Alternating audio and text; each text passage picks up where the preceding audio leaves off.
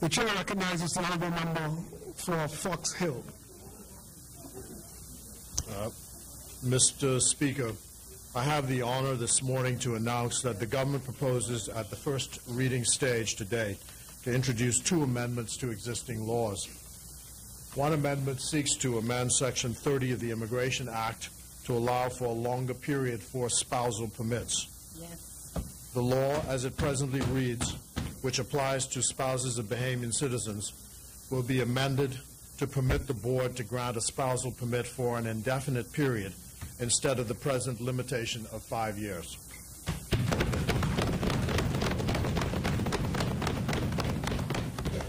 Spouses will still be able to apply for permanent residence with the right to work. The spouses of Bahamian men will still have their constitutional entitlement to apply for citizenship of the Bahamas without having to renounce their citizenship of origin.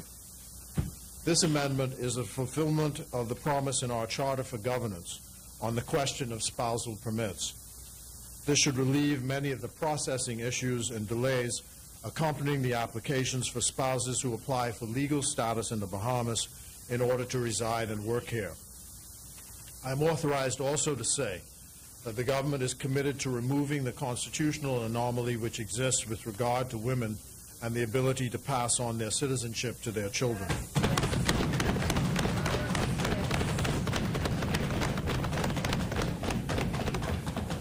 So in addition, the government proposes to amend those provisions in the Constitution with regard to discrimination against women so that it is clear that gender cannot be a reason to discriminate against an individual in this country.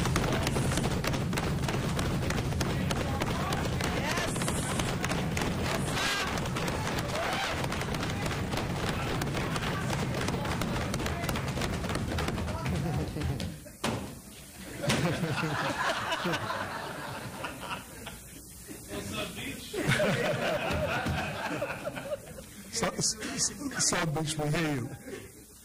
Continue, Honorable Member. This will mean that Article 26 of the Constitution and the preamble to Article 15 of the Constitution will have to be altered and the matter put to the country in a referendum. We trust that the proposed changes, when they come, will receive the unanimous consent of the House. Yes, yes.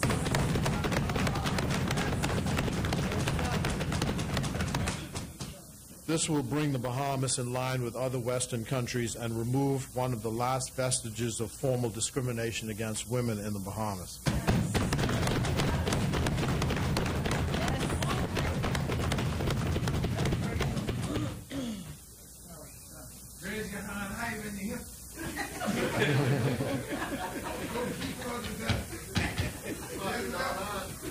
Where's that OAS report? The OAS report.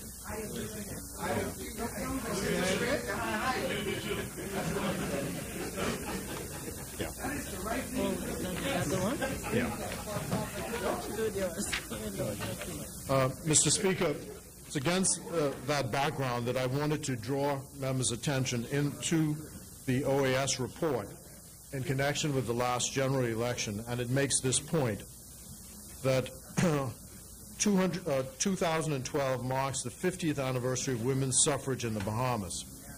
Out of 172,128 voters registered for this election, there were 18,574 more women registered than men, 10% more, a recent trend in voters' risks around the region. However, the high participation of women voters is not translated into a high presence of women in political office. I thought that was an interesting statistic to draw to attention. There were 18,574 more women than men registered to vote in the last election, approximately 10%. And of course, they voted for change.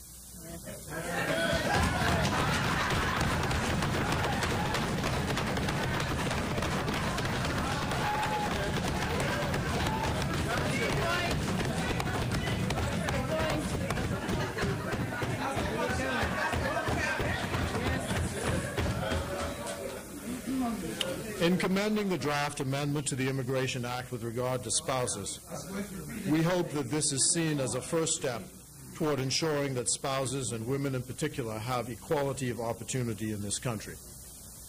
Secondly, I wish to say that I propose to move for the first reading later today of a bill to amend the Ministry of Foreign Affairs Act. This bill is a clarifying and enabling amendment. It seeks to amend Section 6 of the existing Act.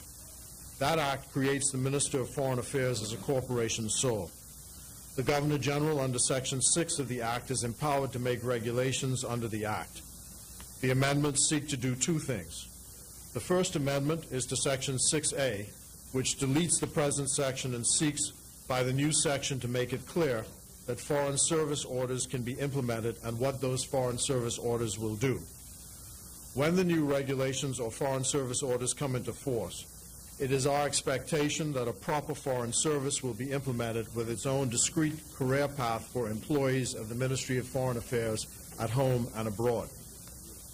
The second amendment to the Ministry of Foreign Affairs Act will be to Section 6C, which will allow for the establishing, codifying, and regulating the issuance and terms and conditions of visas for the entry of persons who are not citizens or permanent residents of the Bahamas.